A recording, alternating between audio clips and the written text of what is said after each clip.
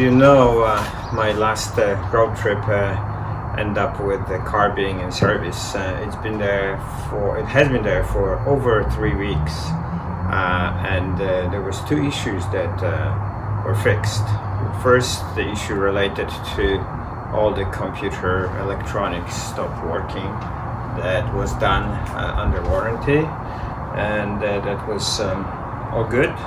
Unfortunately, while I was driving back, as I hit a rock, which damaged the battery, and which ended up actually requiring a replacement of the battery. So entire battery was replaced with a new battery, and that was covered by the insurance. And this staggering cost of this repair is $17,000. It's hard to believe, $17,000 to replace the battery in this Model Y. Amazing. I'm glad I had an insurance, and everything was covered by the insurance, but that's definitely an expensive proposition. If you have to pay it out of your own pocket, you can buy a small car for that money.